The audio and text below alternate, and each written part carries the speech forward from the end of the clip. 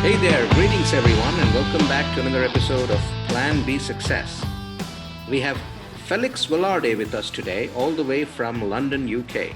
Now, Felix is the CEO and co-founder of a company by name 2Y3X, a pretty unique name, and we'll find out about that too.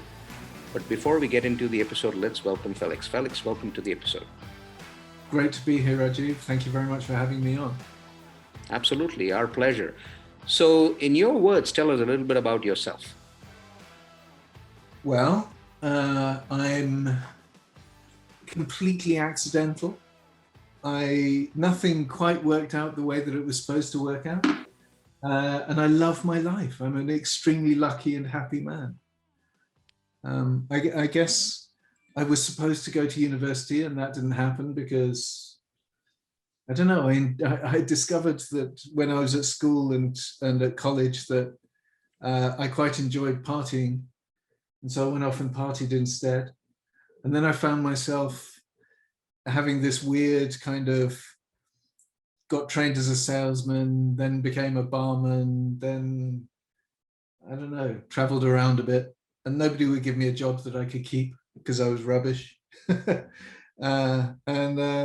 I discovered the internet, and so more or less by accident, more or less when I had blue hair, I started one of the first web design companies in the world in 1994 and had an amazing career after that. Awesome. Have you always been in London? I spent a year in New York, and I spent a year in France, but yeah, I'm a Londoner. I'm a Londoner through and through. And the reason that I'm a Londoner through and through is there are two or three reasons. One is I grew up in the middle of London, and so big city life is my life, and I find everywhere else basically a bit too small. The second reason is having grown up in London, I find everywhere that isn't multicultural a little bit one-dimensional. And I like being able to go to, I was having this conversation actually an hour ago with somebody who's in Belfast in Northern Ireland. And he said, "Oh, I've been to where you live, Felix. I went to a Nepalese restaurant." And I said, "Yeah, that's the one, that's the Gurkha just down the road." And I love the idea that you can decide that you're really, really missing having Korean food or Ethiopian food, or you want to go and listen to some Lebanese music, and you can do that anywhere you like, 20 minutes away. And so I like that kind of, I love the melting pot aspect of London. And so every time I leave London, I find myself missing that. And so I come back. Awesome. So it sounds like, you, rather than planning your life, you let, whatever come at you and then looked at turning it into an opportunity. What actually prompted you to go after internet-based technologies back in the 90s? Well, I had, as I said, I'd been a salesman for a while. I'd sold advertising space in newspapers, and I found it was quite a cutthroat profession. It's not seen in the UK. Salespeople are seen as being some kind of second-class profession, whereas in the US, being a salesperson is an awesome profession. It's the bedrock of the way the business works. In the UK, it's kind of a little bit of a sort of second cousin kind of thing. So, and I'd found that the way that salespeople are trained in the UK to be, the emphasis was on results at all costs, and I'm not that kind of guy. I like things that have a purpose, and I like my core value is honor. And people were trying to tell me to be dishonest, and so I didn't like that.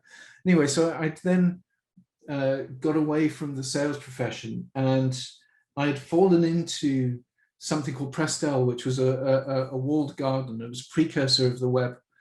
It was an online system, a bit like France's Minitel, in 1989 or so.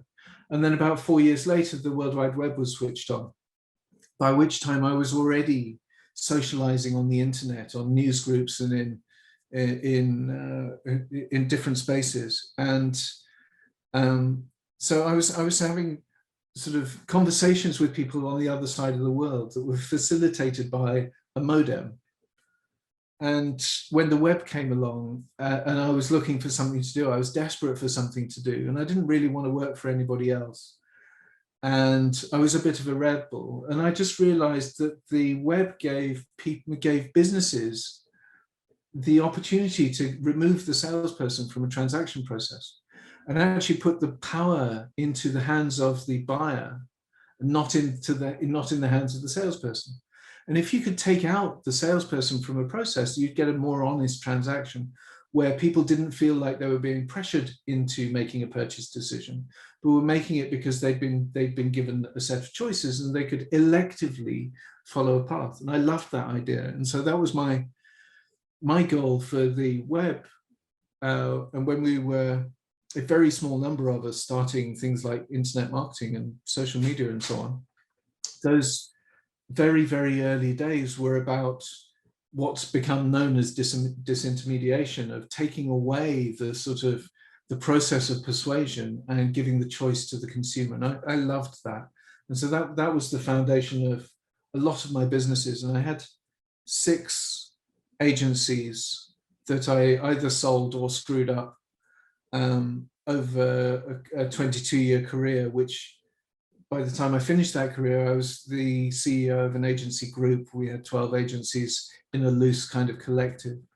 And by then I had a lot of experience of getting business right and getting business wrong and trying to learn slowly, probably too slowly, from my experience of all of the things that I didn't quite nail first time.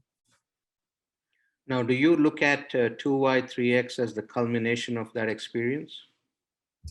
No, it's not. It is definitely the product of it, because it's all of the things that I ever learned brought into a program of best practice. But it was a completely new career for me. I mean, I got to the point where I was running all of these companies, running these agencies. I was selling them successfully. I mean, I sold my last agency, I sold. The new buyers were running it into the ground. So I bought it back and then doubled its revenue in 11 months and then sold it again. So that was and I just thought, you know what, I'm done. I've had this career. I don't quite have a super yacht, but you know, I think I'm done with this career. I want to change everything. So I changed everything. I stopped. I spent 9 or 10 months traveling the world and having a good time, really.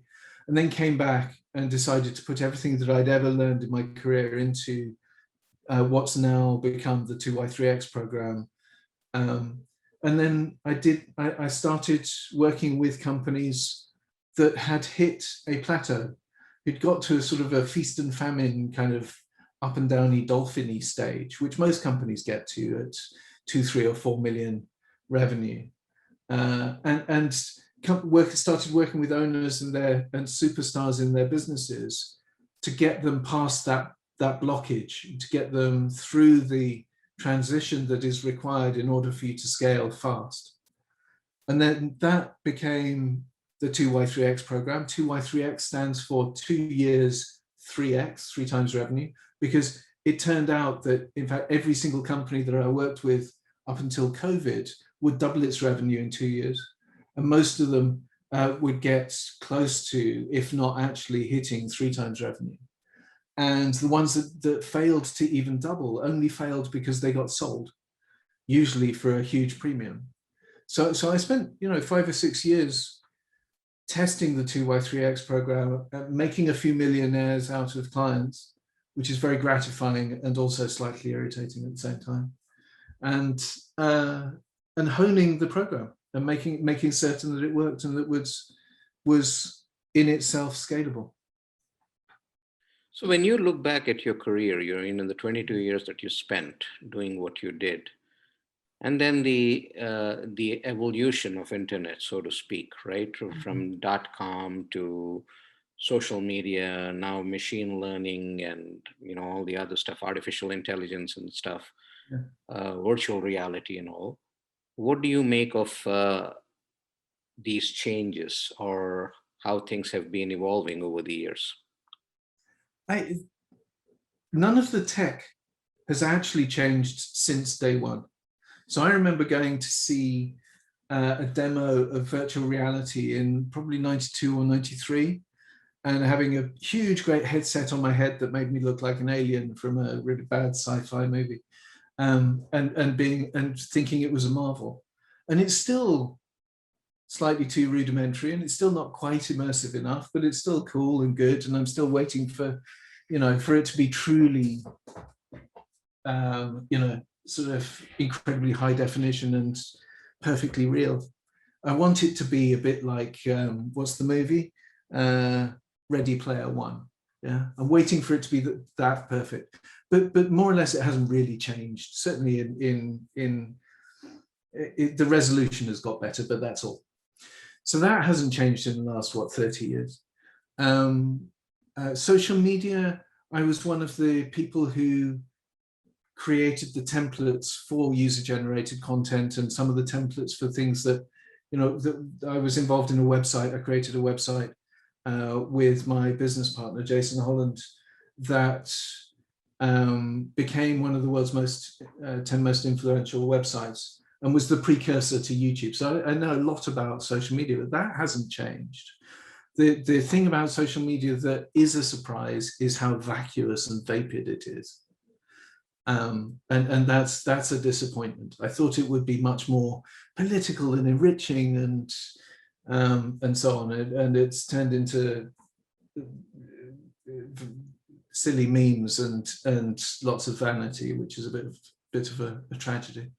But it's all we're doing, all of any of that, all of those 22 years being involved in search and interactive TV and all of that kind of stuff, and running strategy companies, is just about communication. It's just about how do you get people talking to each other without manipulation? How do you get people transparently sharing information for the greater good? And actually, after I retired from that career, and alongside starting 2y3x, I became involved with People-Centered Internet Coalition, which is founded by the inventor of CRM, Mei-Lin Fang, and the inventor of the internet, Vint Cerf. And so I became the UK head of that.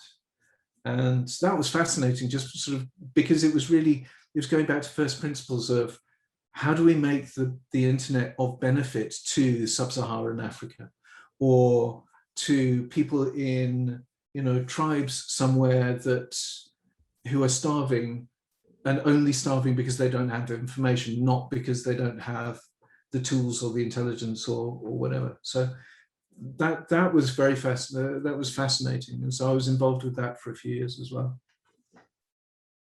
What about sales and advertising and the evolution of that? I don't know if you can call it an evolution. It's still, vying for eyeballs. It's still, trying to get people, grab people's attention. That hasn't changed. The mode of how you get to that has changed. What's your take on that? It's funny because I used to be. I spent a long part of my career as one of the leading digital marketing strategists. I was at for some periods. I was working with some of the best minds in the business, and it was amazing. And yet, I stopped that career 6 or 7 years ago and started my new career. And it turns out I no longer know anything about digital marketing, except I found myself in a really interesting position. I wrote a book called Scale at Speed, which is the manual for 2y3x. Literally, it's every single thing about 2y3x in a book so that you can do it yourself. And Scale at Speed has been a fascinating, it's called Scale at Speed, How to Triple the Size of Your Business and Build a Superstar Team. And it's the instruction manual for that. So if you're running a business, go and buy it. you can get it on Kindle or audiobook or paperback wherever in the world. But the process of doing that was published by Hachette worldwide a couple of weeks ago, and I was suddenly having conversations about, sort of lead funnels and things like that. And it's like, and I don't know if you've come across Clubhouse. I'm sure you've been on Clubhouse. Yes, I have. Yeah. Which started out as a fascinating potential forum and has turned into about 1,000 groups of people all selling each other's sales funnels. Right. And I came to this realization the other day that a sales funnel, isn't that exactly the same as what we used to call a customer journey that was invented by Wunderman in 1994? And it's all the same. Nothing has changed. But I think what I like about the sort of the sales funnel kind of approach, or the modern marketing approach, is it's really about delivering value to the customer so that the customer will decide for themselves what they pursue. And I think the reason that I wanted to write the book was I want everybody who runs a business to avoid the trial and error that I went through in the first half of my career, which was pointless and soul destroying and stressful, and just get on with changing the world. If you're running a business that wants to change the world, read the book. You won't have to think about all of the stuff that, we all know how to do, but you don't know how to do because you haven't done it before, right? We've done it before. Read the book, go and change the world. But it was just this sort of the idea of, if we give away the content, if we share with everybody what we do in the 2Y3X program, a few people are going to come to us and say, do you know what? Can you help us do that? And we're going to say, yeah, it's very expensive, but do you know what? We'll triple your revenue. And in an ideal world, that would be fine. And I hope it works like that. I like it when you go onto LinkedIn and people are giving away their secrets and they're sharing information, because that's the province of true expertise. I don't mean sharing platitudes and memes and, Simon Sinek says kind of stuff. I mean, truly giving away expertise that experts have, I think it's an awesome thing to do. And if karma does what it should do, then you'll get the payback 1,000-fold. Absolutely. One thing that continues to astonish me is at the middle of all this selling or touching base or communicating, most importantly, selling and advertising, is email. And that hasn't changed a whole lot. Mm-hmm. I think people have just gotten attuned to receiving hundreds of messages a day and sifting through that, with 90% of that being garbage or stuff that they don't want to look at. But that's kind of become the norm. And, all these funnels that we have just talked about, at the end of the day, it's finding a way to, catch their attention. And that's always been through email. Yeah, I'm not sure. I don't know about the channel. And there's lots of research. I mean, I ran a CRM agency, strategy company, for a long time.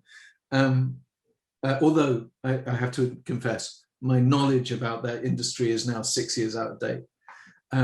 But at the time, that we were doing lots of research that said, if you want to talk to people who are 54 to 65, then you need this channel.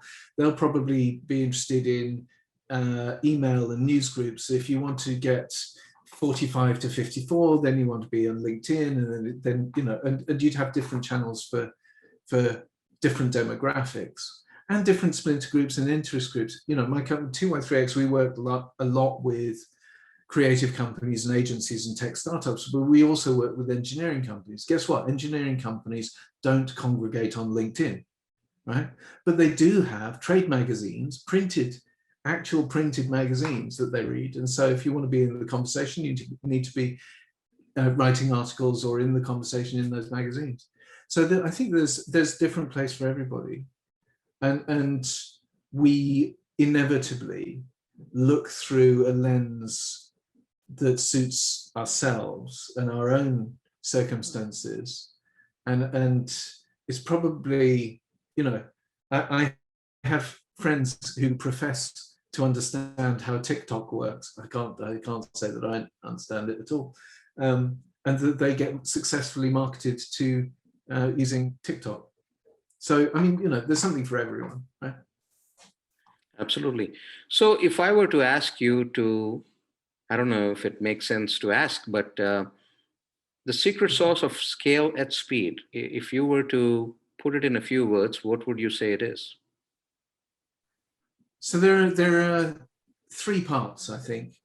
The first is start with the end in mind. So there's a researcher, a scientist called Edwin Locke, who about 45 years ago came up with something called goal setting theory. And basically, and anybody who actually is familiar with it is going to roll their eyes as I describe it. I'm going to describe it as quickly as I can. Goal setting theory says, set a really, really challenging goal that's just about far enough away that people won't get intimidated by its size, because perspective, and is likely to be challenging enough to engage superstars. So we start at the end. We start with a 3-year goal that is very audacious, and we work backwards from there. And we say, okay, so in the 3rd year, what are we doing in order to make sure that this is going to happen at the end of the 3rd year, these lofty goals? And then we say, okay, so what are we doing in the 2nd year in order to get to the 3rd year? And then what are we doing this year in order to get there? And we co-designed that with the superstar team. You don't get buy-in, you don't get growth, you don't get change unless your team is bought in and believes. And the only way to do that is to get them to invent the solution. So we have methodologies for doing that and a framework for doing that. So that's number one. So it's a start at the end. Number two is get everybody involved, get your superstars involved in co-designing the solution and the plan of action. And then number three is make sure that the people that you have around you share your core values. And I don't mean the sort of the superficial stuff you see on people's websites. Our core values, put the customer first. That is nobody's core value, right? That's platitudes. Right. Core values are behave honorably, or defend your colleagues at all costs, or I'm not going to leave you because, and these are attitudes and things that usually are formed when you're 7 or 11, when you're forming your personality, and they tend to be the truths that are immutable truths. And my experience working with dozens and dozens of businesses over the last few years, pushing them through the program and scaling them at speed, is that when you've got core people whose core values are aligned, you can trust each other. When you've got people whose core values are not aligned, you can't predict how people are going to behave. And what happens is that those people, the unaligned people, become C players, and C players are the ones who hold you back. They're the ones who become, they'll deliver stuff late, and then it becomes acceptable because you tolerate that it's delivered late, that our business tolerates people who deliver late, and therefore we deliver late, and then that becomes the way that we do things. And no business that it tolerates averageness ever becomes stellar. And so getting those C players out from your company, moving them hopefully somewhere where they do share the values of the people they're working with, they will become A players over there. They'll stop being the people who are holding your business back. So that's a critical part of what we do, is figuring out what people's values, what a company's values are, what the leaders' values are, and aligning that to things like proposition and customer choice and hiring policies and so on. But all of that provides the fuel for very fast growth. Awesome. So, Felix, for people that want to get in touch with you, where do they find you? 2y3x.com, simplest way. 2y3x.com. You can also buy the book Scale at Speed. You can buy it at Amazon or any but Barnes and Noble or wherever you like. It's available everywhere. The audiobook is narrated by an amazing man called Roger Davis, who's got the most beautiful British, perfectly clipped accent. But go and buy Scale at Speed. because that's the instruction manual. That'll tell you how to do what I do for a living for yourself. So those are the two routes, 2y3x.com, or buy a copy of Scale at Speed. In Scale at Speed, there's links to a self-assessment scorecard, which you can go and do, and it will tell you how your business, whether your business is really scalable. In fact, actually, can I give you another URL just to confuse things slightly? If you go to scorecard.scaleatspeed.com, you can do the self-assessment yourself. It will tell you what you need to change in order to allow your business to become scalable. It'll tell you what your highest priorities are and what you need to fix. But it's a really useful tool. So have a go at that. If nothing else, it's entertaining when you do it and your co-founders do it, because you'll come up with slightly different answers because you have different perspectives. But it's, yeah, and if you've got questions, hit me up. I love talking about what we do, and I love answering questions from entrepreneurs who are ambitious. Awesome. Well, Felix, thank you so much for joining us today. Thank you for sharing your story and, you know, what you learned and experienced over the years. Before I let you go, one takeaway for the listeners, anything that you'd like to share? Don't let the fact that you haven't grown a business before get in the way of you changing the world. So if it's not buying a copy of Scale at Speed or working with us at 2y3x, go and buy Good to Great by Jim Collins. Go and read anything by Pat Lencioni. Go and get outside help, because outside help, somebody who can hold your feet to the flames and mentor you and coach you, is absolutely critical. I have a mentor and a coach, because without one, you're flying blind, and you can be the best version of you when you have other people helping you to be the best version of you. Awesome. Thank you so much for joining us today. We wish you the very best, and we'll keep in touch. Really enjoyed being here. Thank you. Thank you.